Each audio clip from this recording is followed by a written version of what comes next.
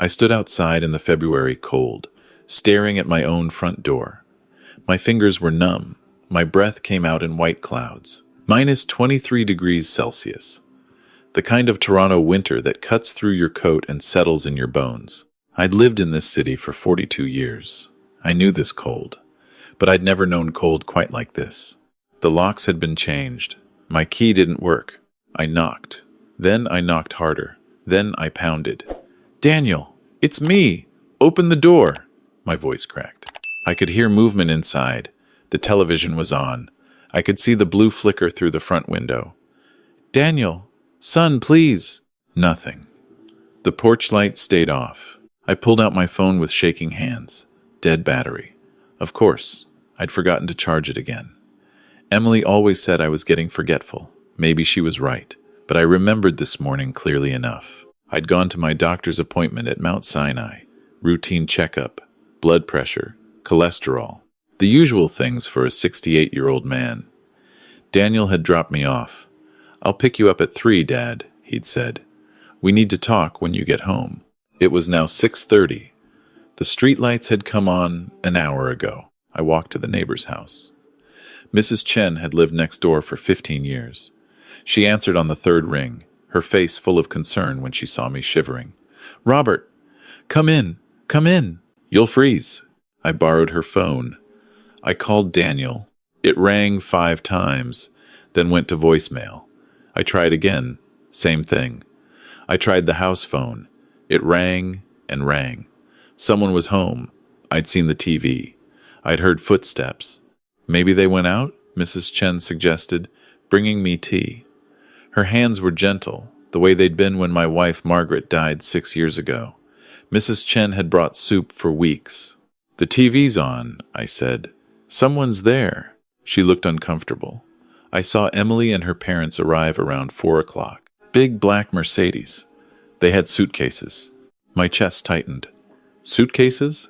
I thought maybe you were all going on a trip." I sat in Mrs. Chen's living room for 3 hours. I called Daniel 16 times. I called the house phone 23 times. I even called Emily's cell phone, though we'd never been close. Nothing. Finally, Mrs. Chen insisted I stay the night in her guest room. She loaned me her husband's old pajamas. He'd been dead for 8 years, but she kept his things. The next morning, Daniel answered on the first ring. "Dad, we need to meet." "Where were you yesterday? Why did you change the locks?" "Meet me at Timothy's on Yonge Street, 10 o'clock. Come alone." He hung up. I arrived early, ordered my usual coffee, black, 1 sugar, found a table in the back. My hands were steady now, but my mind was racing. What was happening? Daniel was my only child. My son. After Margaret died, it had been just the 2 of us. I'd raised him alone, put him through university. U of T, business degree. He'd met Emily in his final year. They'd been married now for 5 years. Emily came from money, real money. Her father owned a chain of luxury car dealerships across Ontario. Rosedale address, country club membership. The kind of family that said summer as a verb. They'd never quite warmed to me. At the wedding, Emily's mother had asked what I did for a living. "I manage properties," I'd said. She'd nodded politely, then turned away. I'd heard her whisper to someone, some sort of building superintendent, I think. I'd let it go. Margaret would have wanted me to keep the peace. Daniel arrived at 10:15. He wasn't alone. Emily was with him. So were her parents, Victoria and Charles. They wore matching Burberry scarves. Charles carried a leather briefcase that probably cost more than most people's monthly rent. "Dad," Daniel said. He didn't meet my eyes. "We need to discuss your living situation." "My living situation? Son, you locked me out of my own house." "It's not your house anymore," Emily said. Her voice was crisp, efficient. She taught at a private school in Forest Hill. Grade 3. 8-year-olds probably found her terrifying. "The house is in Daniel's name now." "What are you talking about?" Charles opened his briefcase, pulled out papers, slid them across the table. "Your son has been concerned about your cognitive decline, forgetfulness, confusion, getting lost. You signed power of attorney over to him 3 months ago." I stared at the papers. That wasn't my signature. It was close, but not quite right. The R was wrong. I'd broken my right hand in 1989, slipped on ice. Ever since, my R had a distinctive hook. This one didn't. I never signed this. Dad, you did. You just don't remember. Daniel's voice was gentle, pitying. I recognized that tone. It was the same tone people used at Margaret's funeral. Poor Robert. Poor, grieving Robert. Where are my things? In storage, Victoria said. We've moved you into a lovely facility. Pine Grove Retirement Home. It's in Mississauga. They have 24-hour care. Activities. You'll make friends. I don't need a retirement home. I need my house. Dad, you can't live alone anymore. Yesterday proved it. You got confused at your doctor's appointment. You wandered off. The hospital called us. They said you seemed disoriented. That was a lie. I'd walked out the front entrance. Waited exactly where Daniel had dropped me off. He'd never come. Show me the hospital's number. Let me call them. Dad. Daniel's voice hardened. This isn't a negotiation. The papers are signed. It's done.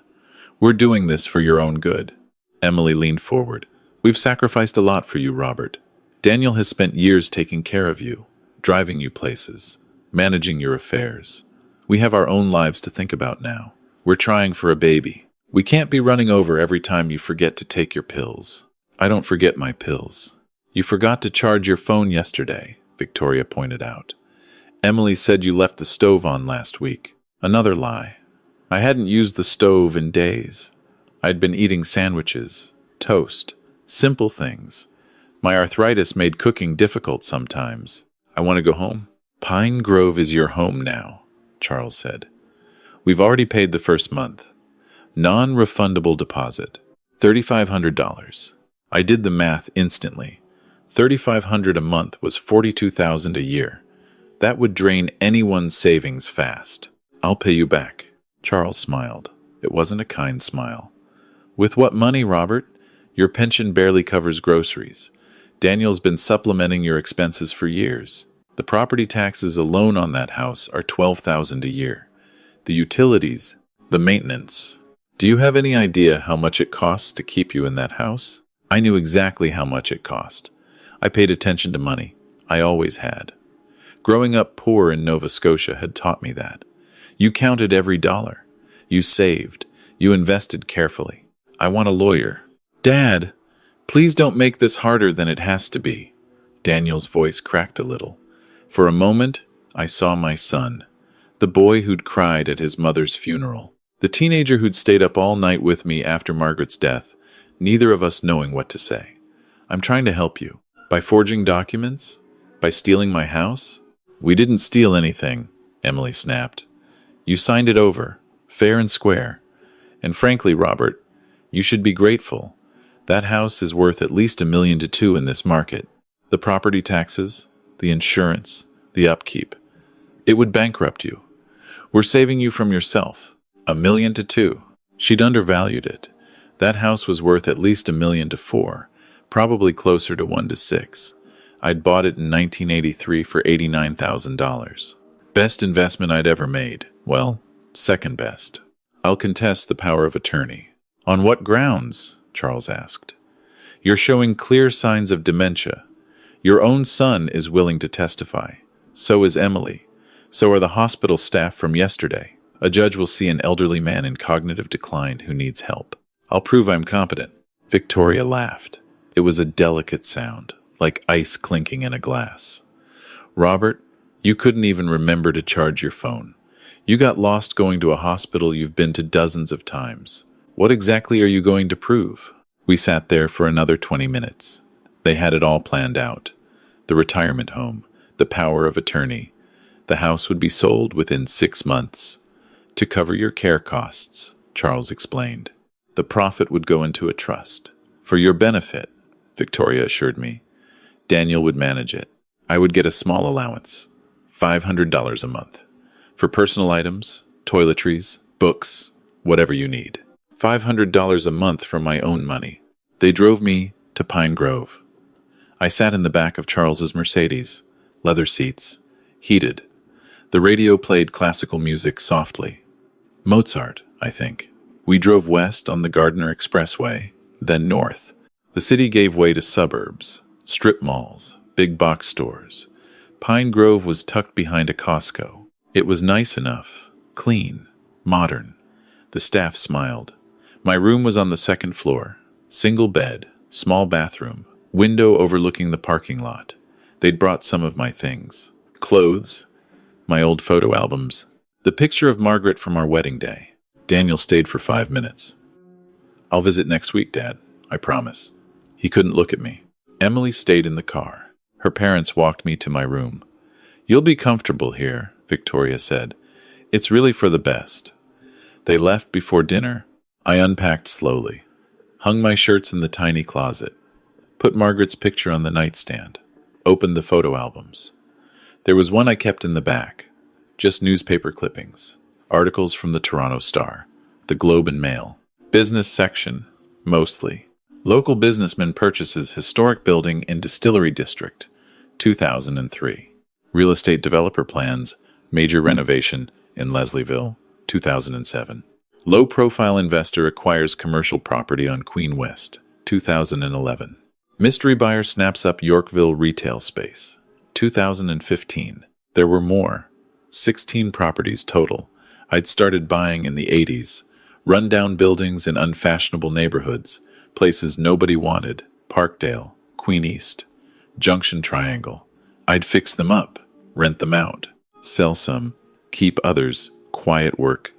I'd never been flashy about it. Margaret had known. She'd helped with the books. After she died, I'd kept going. It gave me something to do, something to focus on besides the empty house. Daniel didn't know. I'd never told him. When he was young, I worked as a building superintendent. That part was true. I'd managed a 6-unit apartment in Cabbagetown, lived in the basement unit, fixed toilets, collected rent. It was how I learned the business. The owner had been an old Portuguese man named Mr. Silva. When he died, his daughter sold me the building. Cheap. She lived in Vancouver, didn't want the hassle. That first building was my education. I learned about plumbing, electrical, permits, tenants. I learned that real wealth wasn't flashy. It was quiet, steady. It was owning things that generated income month after month, year after year. By the time Daniel went to university, I owned 4 buildings. By the time he got married, I owned 12. Now I owned 16. The portfolio was worth approximately $14 million, give or take. I'd planned to tell Daniel eventually, leave it all to him in my will. But I'd wanted him to make his own way first, build his own career, his own life, not rely on his father's money. Margaret and I had agreed on that. Let him grow up normal. Let him work hard. Learn the value of things. Now he thought I was a poor old man living on a pension. I sat on the bed at Pine Grove and looked at the articles. I thought about the forged power of attorney, the changed locks, the retirement home I didn't need, the house I'd supposedly signed over. I thought about Emily's voice. "Your pension barely covers groceries." I thought about my son, who couldn't look me in the eye. Then I pulled out the phone book, found a lawyer, called from the phone in the common room downstairs, made an appointment for the next day. Her name was Sarah Atkins. Her office was downtown, small practice. She specialized in elder law. I took 2 buses to get there. Arrived early. She saw me right on time. I showed her everything. The forged power of attorney, the newspaper articles, the property deeds I'd brought from my safety deposit box. She went very quiet. Read everything twice. Then she looked at me. "Mr. Brennan, do you understand what your son has attempted to do? He tried to steal my house. He tried to steal everything. If this power of attorney was valid, he'd have control of your entire estate, all 16 properties. The bank accounts, everything. But it's not valid." "No. The signature is clearly forged. We can prove that easily enough. But we need to act fast. Has he tried to access your accounts?" I'd checked that morning. Called the bank from the common room phone. He tried. The bank flagged it as suspicious. They've frozen everything pending investigation. Sarah nodded. "Good. That buys us time. Here's what we're going to do. It took 3 weeks to sort out legally. 3 weeks at Pine Grove.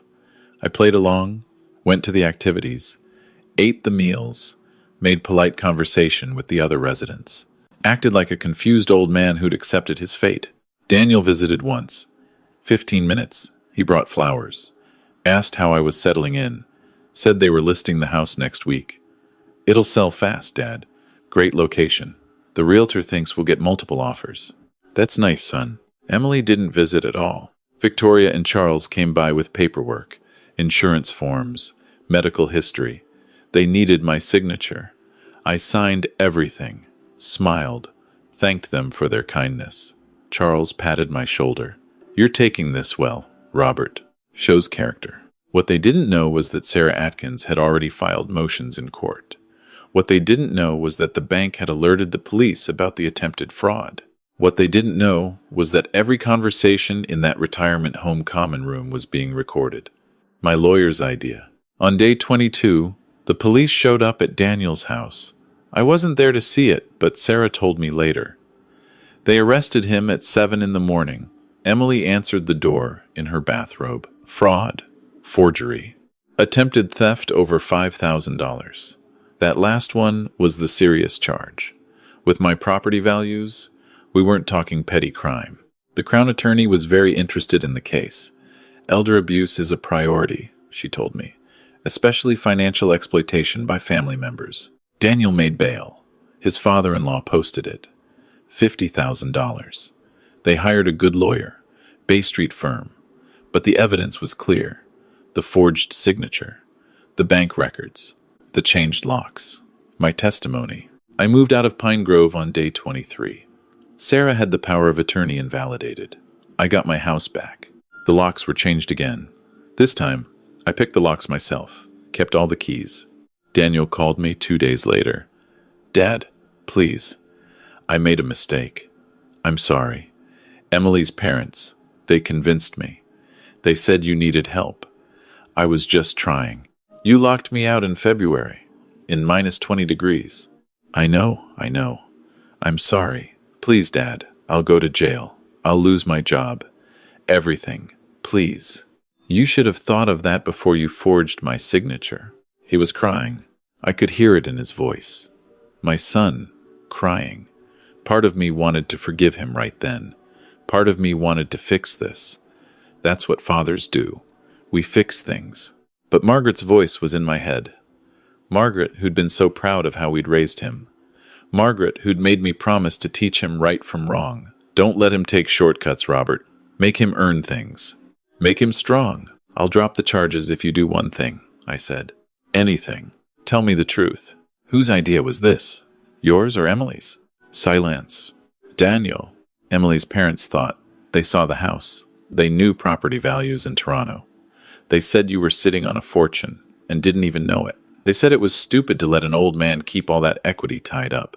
They said we deserved it. We'd taken care of you. We'd earned it. And Emily? She agreed, she said. She said you were getting old anyway. You wouldn't need it much longer.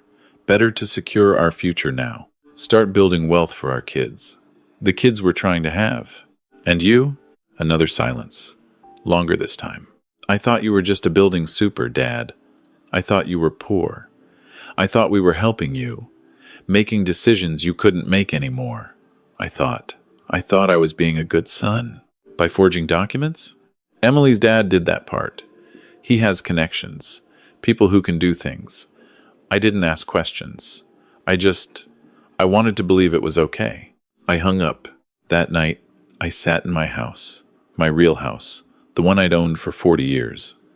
I looked at Margaret's picture, thought about everything we'd built, not just the properties, the life, the values. I thought about Daniel as a boy, 7 years old, crying because he'd lied about breaking a neighbor's window. I'd made him confess, made him apologize, made him pay for it with his allowance. It took him 6 months. He'd learned the lesson then. Maybe he needed to learn it again now. I called Sarah Atkins. Don't drop the charges. Are you sure? I'm sure. The case went to court 4 months later. Daniel pleaded guilty as part of a deal. 2 years probation, Community service. Restitution. He had to pay me back $3,500. The Pine Grove deposit. Emily's parents were charged separately. Charles got 18 months. White-collar crime. First offense. He served 9 months. Lost his dealer licenses. Victoria got probation. Emily divorced Daniel 2 months after the trial. Moved back to her parents' house in Rosedale. Daniel heard she was seeing someone new. A lawyer. Someone from her world. Daniel lost his job. His Bay Street firm didn't keep employees with criminal records.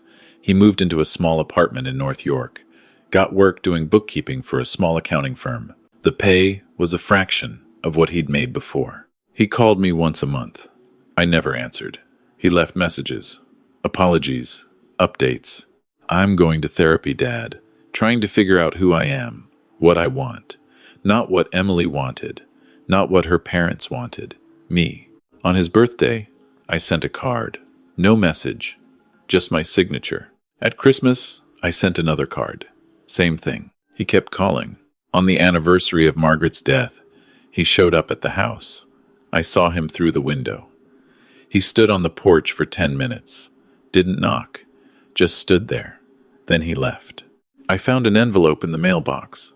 Inside was a check. $3,000. His handwriting on the memo line. Partial restitution. I'm working on the rest. 2 years after the trial, I went to a coffee shop in Leslieville. My building on Queen East needed repairs. I was meeting the contractor. Daniel was there. At a table by the window, working on a laptop. He looked thinner, older, tired. He saw me. Our eyes met. He stood up, started walking over. I could have left, should have left. But Margaret's voice again. Everyone deserves a second chance, Robert. Even people who hurt us. Especially family. Dad. Daniel. We stood there. The contractor was late. I had time. Can I buy you a coffee? I hesitated, then nodded. We sat. He bought me black coffee, 1 sugar. He remembered. We didn't talk about the trial, the charges, the house. We talked about small things, the weather, the maple leafs, his new apartment, my arthritis. I'm saving up, he said. Paying you back. Every month. It'll take a while, but I'll do it. You don't have to. Yes, I do. We finished our coffee. He walked me to my car. Old Honda. I'd had it for 12 years. He looked surprised. I guess he expected something nicer. Dad, I know you probably can't forgive me. I don't deserve it. But I want you to know I'm trying to be better. The person you and Mom raised. Before I got lost. We all get lost sometimes. I got lost in someone else's greed. Emily's family. They made everything seem so easy. So justified. I forgot what you taught me. About earning things. About integrity. I unlocked my car door. Paused. Your mother would have wanted me to tell you something. What? She loved you no matter what. Even when you made mistakes. Even big ones. Love doesn't mean accepting bad behavior. But it also doesn't mean giving up on people. His eyes filled. Do you love me, Dad? You're my son. That's not an answer. Yes, it is. I drove away. Left him standing in the parking lot. That was 3 years ago. Daniel paid me back, in full last month. $3,500. It took him 5 years of monthly payments. He could have paid it faster, I'm sure. But I think he understood the lesson. Restitution isn't just about money. It's about time, effort, proving commitment. Last week, he called. Asked if he could take me to dinner. Not to talk about anything heavy. Just dinner. Maybe we could go to that Italian place on College Street. The one you and Mom used to like. I said yes. We're meeting tomorrow night. 7 o'clock. I'm not sure what we'll talk about. If we can rebuild what was broken. If trust can be repaired after betrayal this deep. But I think Margaret would want me to try. I'm 68 years old. I own 16 properties in Toronto worth $14 million. I live alone in a house I bought 40 years ago. My son tried to steal everything from me. He failed. He paid the price. And now, maybe, we'll find a way forward. Or maybe we won't. Either way, I learned something important. Love isn't the same as trust. You can love someone and still protect yourself.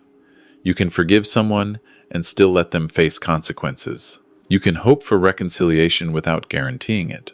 I think about younger fathers sometimes. Men raising their kids, teaching them values, hoping they'll turn out right.